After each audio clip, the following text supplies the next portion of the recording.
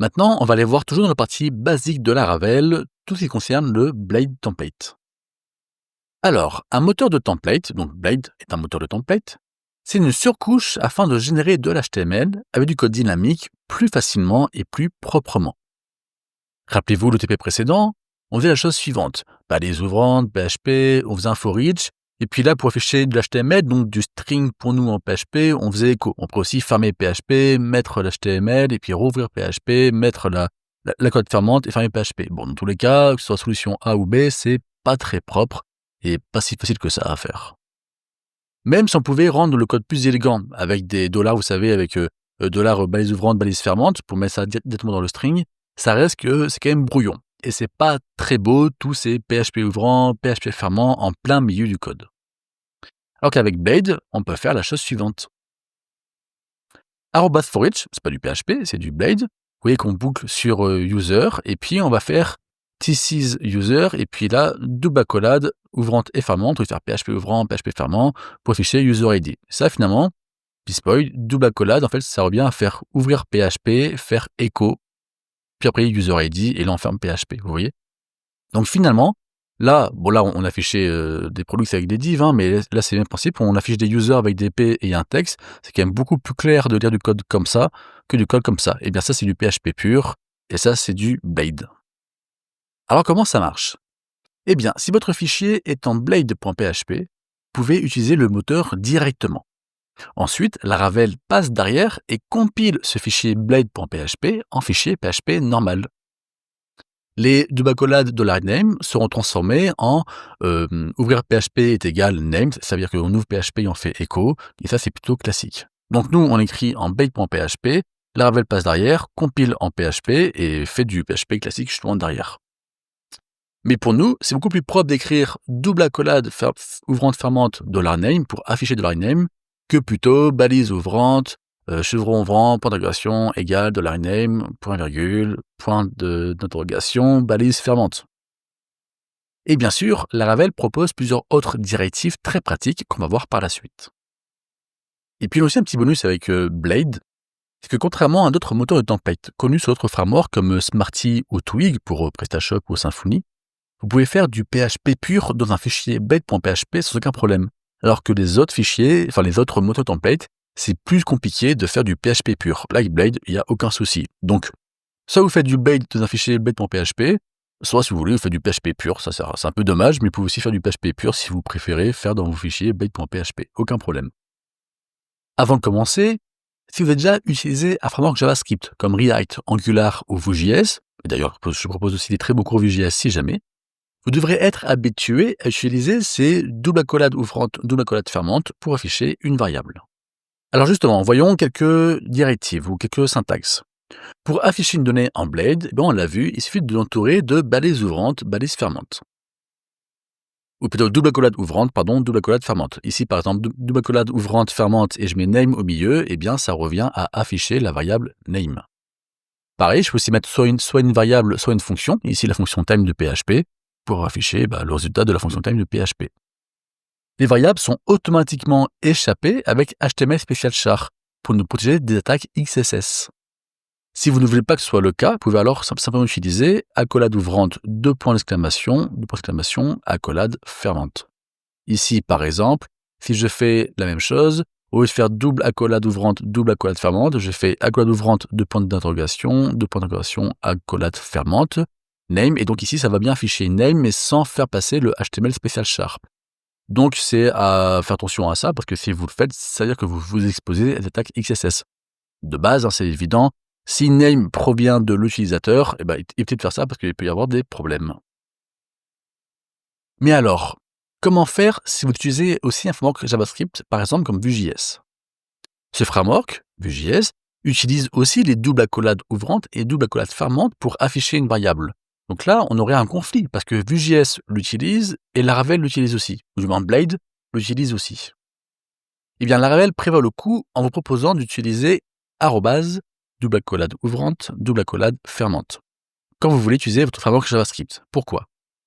En gros, si je fais ça, hello, arrobase, name, il s'avère qu'en fait, Laravel va se dire, ok, là, ça, je vais pas moi l'interpréter comme du PHP, Par contre, je vais vraiment, quand je vais changer mon fichier blade.php en fichier PHP, eh bien, je vais passer de arrobase à juste ça.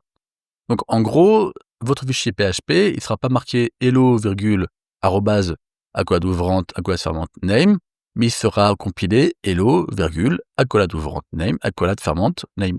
Dans ce cas-là, Vue.js qui passe juste après va pouvoir le prendre en compte. Ok, donc quand vous mettez arrobase double accolade, dans ce cas-là, Blade ne l'interprète pas, mais le transforme justement pour que Vue.js, ou que du moins votre framework JavaScript, puisse l'interpréter. Allez, maintenant, on va aller voir vraiment plus en détail Blade. Donc, on a vu comment afficher une donnée. Il faudrait quand même gérer des blocs de PHP pour faire des for each, des switch et des if-else. C'est-à-dire qu'on a vu comment afficher product name, ok, mais reste que dessus, on doit toujours faire notre fameux for each, c'est quand même pas très joli. Eh bien, là aussi, Blade peut intervenir avec ce qu'il appelle des directives. Vous avez tout ce qu'il vous faut pour faire du templating classique. Vous avez @if, @else-if, endif, for each, end for each, is, end is, empty, non empty, etc., etc. Concrètement, ça peut donner le code suivant. Donc, au lieu de faire balise ouvrante PHP if, balise fermante PHP, accolade ouvrante, accolade fermante, on fait juste la chose suivante. If, et là on met notre condition de paramètres, @else-if, @elf, @endif. Et vous voyez, il n'y a pas de accolade ouvrante à ouvrir, à fermer, ouvrir PHP, fermer PHP. Non, c'est beaucoup plus clair et beaucoup plus simple de faire comme ça. Ça, c'est pour les if, mais on a aussi les is ici, les end is, les empty, les end empty. Donc ici, c'est par exemple, on va afficher le code HTML qui est à l'intérieur seulement si records est empty. On va afficher ce code-là seulement si record existe et qu'il n'est pas nul. Pareil pour un switch, hein. Vraiment, c'est le même principe, vous avez compris, hein. Les for each, les for else, les while, tout ça, ça existe. Même principe, c'est beaucoup plus clair de voir du code comme ça qu'encore une fois, ouvrir PHP, for each, etc., etc. Et là encore, eh bien, on a vu comment faire une boucle, ok. Mais dans une boucle, souvent, on a besoin de faire autre chose, comme quoi? Bien, par exemple, on a besoin de connaître l'index actuel, savoir s'il est pair ou s'il est impair. Donc là encore, du PHP, pas basique, mais nécessaire. Eh bien, là encore, pour éviter de refaire du PHP pur avec des counts et des modulos, Blade génère une variable $loop dans chaque boucle. Et celle-ci dispose de plusieurs méthodes très pratiques. Par exemple, vous voyez, on a les suivantes. Donc, chaque boucle, on a toujours loop. Et on peut faire loop index pour connaître justement l'itération. Est-ce qu'on a 0, 1, 2, 3, 4, 5 il en reste combien avant la fin? Il y en a combien en tout? Est-ce qu'on a la première itération? Est-ce qu'on a la dernière itération? Est-ce qu'on est une itération qui est pair, qui est impair, etc., etc. Et ça, franchement, c'est quand même très pratique. Ça évite de faire du PHP un peu bourrin en plein milieu. Au final, avec ça, en Blade, on peut faire donc un for each sur les users, et puis on refait un for each sur les posts de notre user, et puis simplement, vous voyez que dans ce for each-là, on a donc bien une variable loop ici, on en a une aussi ici, mais qu'on n'utilise pas, pardon. Là, en tout cas, on en a une, et on peut donc faire, bah tiens, est-ce que dans cette loop, est-ce que le parent, donc tiens, celui-ci, est-ce que c'est la première itération? Si oui, alors on affiche ce message. Vous voyez, c'est beaucoup plus propre que faire un espèce de truc bizarre en PHP qu'on ferait sur plusieurs lignes pour calculer ça. Là, c'est simple, c'est efficace, ça marche bien. Merci Laravel. Bien évidemment, vous pouvez aussi faire du PHP pur avec @php et endphp. C'est aussi simple, mais c'est quand même plus propre de faire ça que de faire encore une fois chevron ouvrant, point d'interrogation, PHP, chevron, point d'interrogation, chevron fermant. Bon bah là, @php, @endphp, c'est simple et c'est efficace et c'est cohérent avec Blade. Aussi, il est utile de pouvoir générer des classes selon des conditions. Par exemple, selon une condition, alors on veut la classe active ou as_error pour afficher en rouge par exemple, etc., etc. Eh bien, Blade propose d'utiliser la directive @class qui prend un tableau clé-valeur. La clé, c'est la classe à afficher, donc un string, ou alors un string de plusieurs classes si on les espace par l'espace justement. Et la valeur, c'est la condition. Si la valeur est à true, alors la classe, donc la clé, est injectée. Je vous montre un exemple, c'est toujours plus simple. Ici, j'ouvre PHP. En Blade, comme on l'a vu précédemment, j'ai là une variable isActive qui est à faux et une variable as_error qui est à vrai. Ok. Et maintenant, j'ai mon petit span ici, et mon petit span, j'aimerais lui acheter des classes conditionnelles. Donc, déjà, premier élément, j'ai P4, vous voyez la clé P4, mais j'ai pas de valeur. Donc, par défaut, P4, il y aura toujours affiché P4 pour ce span-là. Par contre, maintenant, j'aimerais dire que je veux injecter la classe fontBold seulement si isActive est égal à true.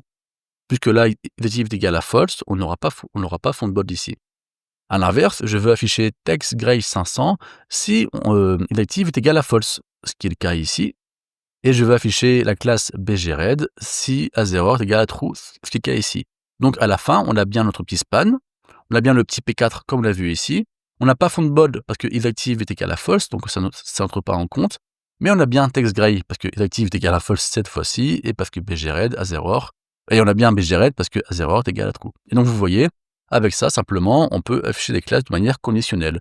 C'est simple, mais c'est quand même très efficace, et pareil, ça évite pas mal de code. Sinon, imaginez, faites votre span, votre classe, et puis en plein milieu de la classe, balise ouvrante PHP, si machin est égal à ceci, alors j'écho ceci. Bon, ça fait un peu des trucs pas très jolis, que là c'est propre, c'est simple, c'est élégant, et ça marche très bien. On a parlé des classes conditionnelles, c'est le même principe pour les styles. Alors là, au lieu de faire @class, on fait juste @style. Franchement, il n'y a pas trop d'explications, c'est la même chose. Ici, on ouvre PHP, on déclare isActive égal à vrai. Et là, pareil, c'est pareil, au lieu de faire @class, on va plutôt faire @style. Et on va donc dire, donc par défaut, background color de red, il n'y a pas de valeur, donc c'est toujours égal à true, entre guillemets, il y a toujours background color red, c'est pour ça qu'on le retrouve juste ici. Mais fontWeight de .bold, on le veut seulement si isActive est égal à true, ce qui est le cas ici, donc on a bien fontWeight bold qui est mis juste ici. Donc encore une fois, remarquez que s'il n'y a pas de valeur, ça revient à true. Donc background color red est toujours injecté et seulement fontWeight de .bold est conditionnel ici. Maintenant, on va aller voir toujours dans la partie basique de Laravel, tout ce qui concerne le Blade template. Alors, un moteur de template, donc Blade est un moteur de template, c'est une surcouche afin de générer de l'HTML avec du code dynamique plus facilement et plus proprement. Rappelez-vous le TP précédent, on faisait la chose suivante. Balise ouvrante, PHP, on faisait un for each, et puis là, pour afficher de l'HTML, donc du string pour nous en PHP, on faisait echo. On peut aussi fermer PHP, mettre l'HTML, et puis rouvrir PHP, mettre la code fermante et fermer PHP. Bon, dans tous les cas, que ce soit solution A ou B, c'est pas très propre et pas si facile que ça à faire. Même si on pouvait rendre le code plus élégant, avec des dollars, vous savez, avec dollars balise ouvrante, balise fermante, pour mettre ça directement dans le string, ça reste que c'est quand même brouillon. Et c'est pas très beau, tous ces PHP ouvrant, PHP fermant en plein milieu du code. Alors qu'avec Blade, on peut faire la chose suivante. @forEach, c'est pas du PHP, c'est du Blade. Vous voyez qu'on boucle sur user, et puis on va faire this is user, et puis là, double accolade, ouvrante et fermante, on va faire PHP ouvrant, PHP fermant, pour afficher user ID. Ça, finalement, petit spoil, double accolade, en fait, ça revient à faire ouvrir PHP, faire echo, puis après user ID, et là on ferme PHP, vous voyez. Donc finalement, là, bon là on affichait des products avec des divs, hein, mais là c'est le même principe, on affiche des users avec des P et un texte, c'est quand même beaucoup plus clair de lire du code comme ça que du code comme ça. Et bien ça c'est du PHP pur, et ça c'est du Blade. Alors comment ça marche? Eh bien, si votre fichier est en blade.php, vous pouvez utiliser le moteur directement. Ensuite, Laravel passe derrière et compile ce fichier blade.php en fichier PHP normal. Les double accolades $name seront transformés en ouvrir PHP est égal name, ça veut dire qu'on ouvre PHP et on fait echo, et ça c'est plutôt classique. Donc nous, on écrit en blade.php, Laravel passe derrière, compile en PHP et fait du PHP classique justement derrière. Mais pour nous, c'est beaucoup plus propre d'écrire double accolade ouvrante fermante $name pour afficher $name que plutôt balise ouvrante, chevron ouvrant, point d'interrogation, égal, $name, point virgule, point d'interrogation, balise fermante. Et bien sûr, Laravel propose plusieurs autres directives très pratiques qu'on va voir par la suite. Et puis aussi un petit bonus avec Blade, c'est que contrairement à d'autres moteurs de template connus sur d'autres frameworks comme Smarty ou Twig pour PrestaShop ou Symfony, vous pouvez faire du PHP pur dans un fichier blade.php sans aucun problème. Alors que les autres fichiers, enfin les autres moteurs template, c'est plus compliqué de faire du PHP pur. Là, avec Blade, il n'y a aucun souci. Donc, soit vous faites du Blade dans un fichier blade.php, soit si vous voulez, vous faites du PHP pur. Ça, c'est un peu dommage, mais vous pouvez aussi faire du PHP pur si vous préférez faire dans vos fichiers blade.php. Aucun problème. Avant de commencer, si vous avez déjà utilisé un framework JavaScript comme React, Angular ou Vue.js, et d'ailleurs, je propose aussi des très beaux cours Vue.js si jamais, vous devrez être habitué à utiliser ces double accolades ouvrantes, double accolades fermantes pour afficher une variable. Alors justement, voyons quelques directives ou quelques syntaxes. Pour afficher une donnée en Blade, on l'a vu, il suffit de l'entourer de balises ouvrantes, balises fermantes. Ou plutôt double accolade ouvrante, double accolade fermante. Ici, par exemple, double accolade ouvrante fermante et je mets name au milieu, ça revient à afficher la variable name. Pareil, je peux aussi mettre soit une variable, soit une fonction, ici la fonction time de PHP, pour afficher le résultat de la fonction time de PHP. Les variables sont automatiquement échappées avec HTML Special Char pour nous protéger des attaques XSS. Si vous ne voulez pas que ce soit le cas, vous pouvez alors simplement utiliser accolade ouvrante,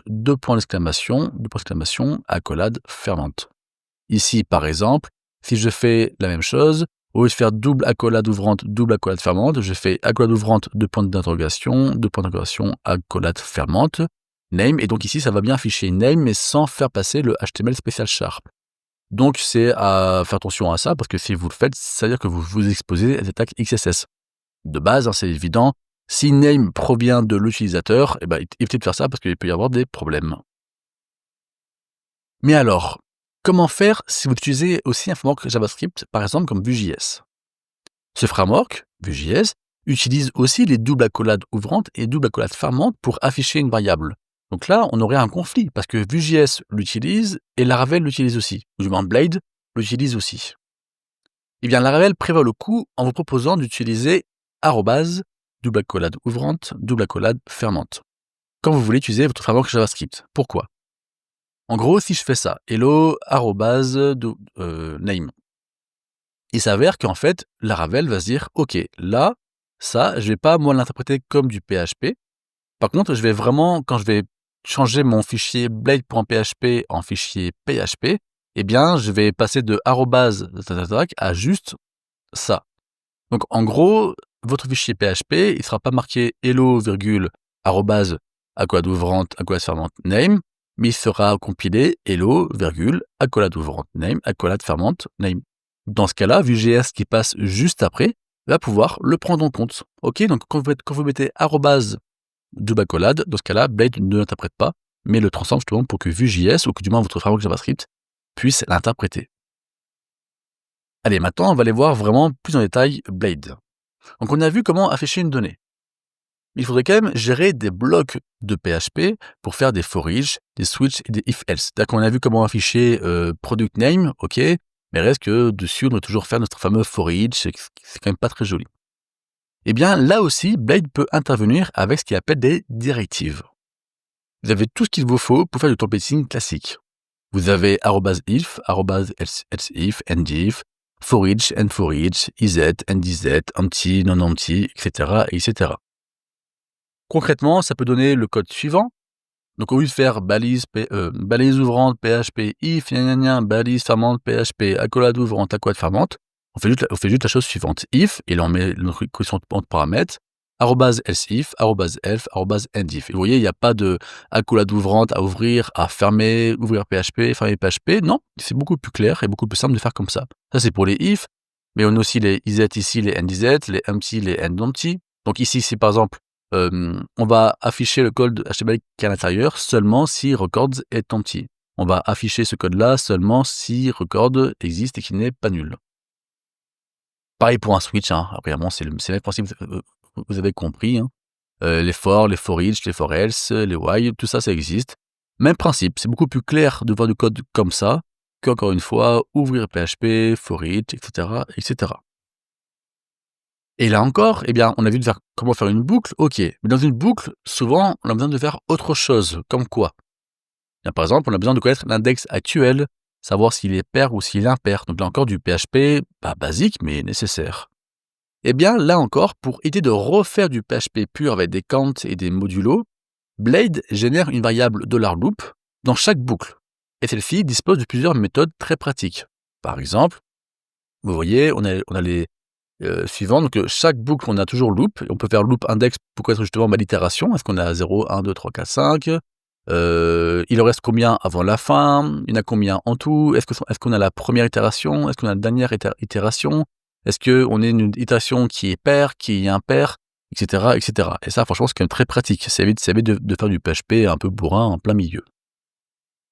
Au final, avec ça, en Blade, on peut faire donc un for each sur les users, et puis on refait un for each sur les posts de notre user, et puis simplement, vous voyez que dans ce for each là, on a donc bien une variable loop ici, on en a une aussi ici, mais qu'on n'utilise pas, pardon. Là, en tout cas, on en a une, et on peut donc faire, tiens, est-ce que dans cette loop, est-ce que le parent, donc tiens, celui-ci, est-ce que c'est la première itération? Si oui, alors on affiche le message. Vous voyez, c'est beaucoup plus propre que faire un espèce de truc bizarre en PHP qu'on ferait sur plusieurs lignes pour calculer ça. Là, c'est simple, c'est efficace, ça marche bien. Merci Laravel. Bien évidemment, vous pouvez aussi faire du PHP pur avec @php et ndphp.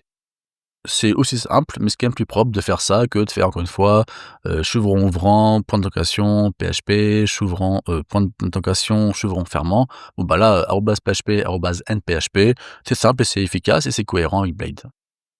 Aussi, il est utile de pouvoir générer des classes selon des conditions. Par exemple, selon une condition, alors on veut la classe active ou as_error pour afficher en rouge, par exemple, etc., etc.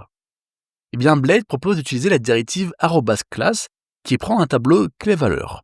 La clé, c'est la classe à afficher, donc un string, ou alors un string de plusieurs classes si on les espace par l'espace, justement. Et la valeur, c'est la condition. Si la valeur est à true, alors la classe, donc la clé, est injectée. Je vous montre un exemple, c'est toujours plus simple. Ici, j'ouvre PHP. En Blade, comme on l'a vu précédemment, j'ai là une variable isActive qui est à faux et une variable as_error qui est à vrai. OK. Et maintenant, j'ai mon petit span ici, et mon petit span, j'aimerais lui acheter des classes conditionnelles. Donc, déjà, premier élément, j'ai P4, vous voyez la clé P4, mais j'ai pas de valeur. Donc, par défaut, P4, il y aura toujours affiché P4 pour ce span-là. Par contre, maintenant, j'aimerais dire que je veux injecter la classe fontBold seulement si isActive est égal à true. Puisque là, isActive est égal à false, on n'aura pas fontBold ici. À l'inverse, je veux afficher textGray500 si isActive est égal à false, ce qui est le cas ici. Et je veux afficher la classe bgred si as_error est égal à true, ce qui est le cas ici.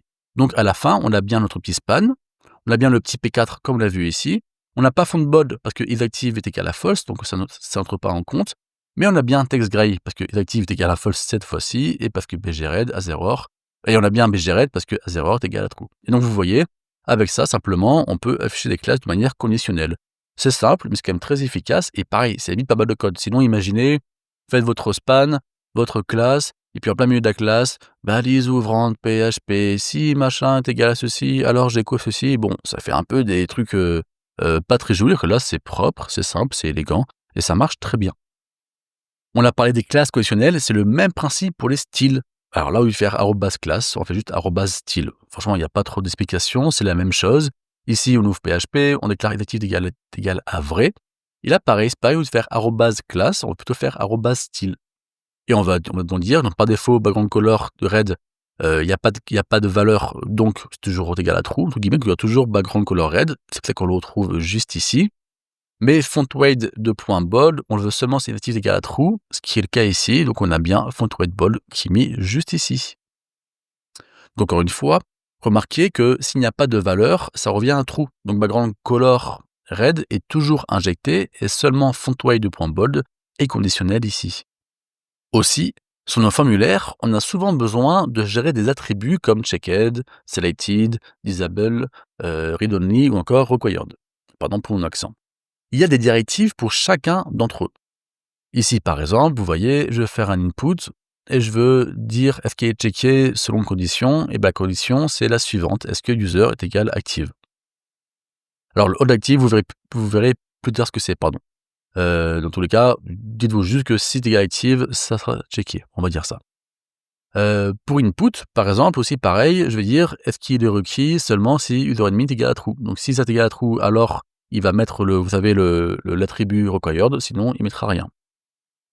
Pareil pour read-only, même principe, c'est un booléen. Pareil pour disable, c'est le même principe aussi.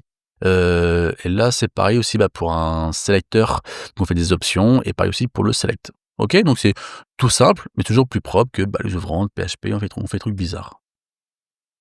Alors, on a vu comment afficher une donnée, on a vu comment aussi utiliser différentes directives, on va aussi voir comment inclure une sous-vue. Imaginez simplement que vous avez un menu. Cet élément, donc le menu, va forcément se retrouver sur plusieurs pages, et vous n'avez pas envie de réécrire le code à chaque fois. Vous avez plutôt envie de l'écrire une fois dans un fichier, puis de le réutiliser, ce qu'on appelle de la factorisation, ce qui est très classique, je pense que je vous apprends rien. En PHP pur, on va plutôt utiliser la fonction include, Alors Blade, il propose d'utiliser la directive @include, qui est le même principe que si on faisait un return view. C'est-à-dire qu'en premier paramètre, on va indiquer le chemin du fichier, qui est toujours préfixé automatiquement par resource/views. Et en deuxième paramètre, on va passer un tableau de données potentiel si c'est pertinent. Ça nous donne l'exemple suivant. Ici, on a bien notre petit div ici, un formula, et puis là, on veut inclure ici le menu ou autre chose. Donc, on ferait donc @include, et là, le nom du fichier. Sous-entendu que ce fichier-là serait dans /resource/views/shared/errors.blade.php. Avec les tableaux, même principe, toujours le include, tous les paramètres, si on passe à un tableau de données, donc ça veut dire que là, on va appeler le fichier /resource/views/name.blade.php. On y passera donc la clé statut qui aura pour valeur ce string complète. On a aussi quelques variantes, par exemple include when, include unless et include if. Aussi intéressant, si vous voulez mettre des conditions, c'est est-ce que vous includez, est-ce que vous injectez ou pas, ce fichier ou pas forcément. Encore un truc super important, la gestion des formulaires. Quand on gère du front, ou du web, ou du logiciel en général, on fait souvent beaucoup de formulaires, n'est-ce pas? Et bien là aussi, Blade intervient pour nous faciliter la tâche. Chaque formulaire doit avoir un jeton CSRF par défaut sur Laravel. C'est un jeton de sécurité. Pour le générer, il suffit d'utiliser @csrf. Donc vous voyez, là j'ouvre mon form et dans mon form, je fais cela. Derrière, automatiquement pour nous, ça va créer un input de type text, de name qui voudra CSRF et la value sera le fameux token. Vous pouvez le faire manuellement ou alors juste la directive va le faire pour vous. Aussi, les verbes put, patch et delete ne fonctionnent pas en HTML sous un form. C'est-à-dire que si vous faites un form méthode put, patch, delete, ça va toujours envoyer un post finalement. Donc si vous voulez vraiment simuler cela en Laravel parce que vos routes les utilisent, sous-entendu elles utilisent les verbes put, patch et delete, il faut leur envoyer un input dans votre form qui est hidden, parce qu'on ne veut pas qu'ils se voient, qui a pour name underscore méthode et pour valeur le verbe. Soit vous le faites manuellement, soit vous utilisez la directive @method et vous mettez en string le verbe que vous utilisez ici, put ou delete. Tout bêtement, même principe, j'ai mon form, dessous je fais juste @method, et pour moi ça va créer ce fameux input de type hidden, name, method, value, put juste ici. Et quand on gère un formulaire, on gère aussi les erreurs. Donc Blade intervient encore avec @error, encore une autre directive, on y passera la clé du champ, et que le end error, on fait un bloc. Il n'intervient que si vous avez renvoyé une erreur pour ce champ, et à l'intérieur de ce bloc, vous avez accès à la variable message. Je vous montre un exemple, c'est plus simple. Ici, imaginez que j'ai un formulaire un peu plus haut, un peu plus bas, qu'importe, et je veux gérer les erreurs que le serveur m'aurait renvoyées. Eh bien, je peux faire la chose suivante, @errorTitle. Ça veut dire que si j'ai une erreur du champ titre, donc on entre dans la condition, moi je vais afficher cette petite div là ici, et en plus je vais faire @message, $message, je vais afficher ce message là. Cette variable-là est automatiquement renvoyée par Laravel quand on gère les erreurs avec Laravel. Vous verrez plus tard quand on fera les formes. En tout cas, on peut donc dire si titre a eu une erreur, alors on va afficher le message dans cette div-là. C'est simple, c'est pratique, ça marche bien là aussi. Encore un autre exemple.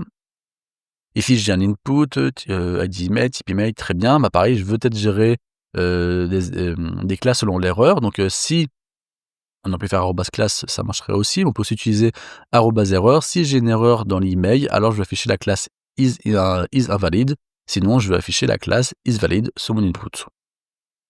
Et j'ai presque fini. Encore un dernier petit bonus avant la conclusion. Je ne vais pas m'éternaliser là-dessus. Vous pouvez étendre Blade en créant vos propres directives et conditions. Ce qui est très pratique, notamment quand on développe une librairie bien particulière. Donc dans le App Service Provider, vous avez la fonction boot, et on peut faire Blade directive. On met donc le nom de la directive, donc datetime ici, donc ça ferait @datetime. Et puis à l'intérieur, on dit ce qu'elle fait, bien évidemment. Elle reçoit l'expression qui lui est fournie, et puis elle fait ce qu'elle a à faire. On peut faire un if. Donc ici, on aurait le if @disk qu'on va créer, qui va faire différentes choses. Donc le résultat, grâce à ce code-là, on peut donc maintenant utiliser le @disk, le else disk, etc., etc. De manière native, @disk n'existe pas. Mais si nous, on le crée, alors on peut l'utiliser. Donc voilà, c'est juste bon à savoir. C'est très pratique à mettre en place quand on a une application un peu costaud ou qu'on veut fournir une librairie. Et là, vraiment, j'ai fini. Alors je sais, ce cours est un peu long, parce qu'on a vu plusieurs points, mais au final, le principe est très très simple. Au lieu de faire du PHP pur dans vos vues, ce qui souvent manque d'élégance, vous pouvez plutôt utiliser les directives Blade. Les fichiers doivent finir par .blade.php et sont compilés à la volée, ou alors gérés en cache, en fichier .php pour le serveur, parce que le serveur, à la fin, lui, il ne lit que du PHP, pas du Blade. Non seulement Blade améliore la lisibilité du code, mais il fournit aussi des directives bien pratiques comme @erreur. Il n'y a aucun intérêt de faire du PHP pur sur une vue, alors surtout, n'hésitez pas à utiliser Blade.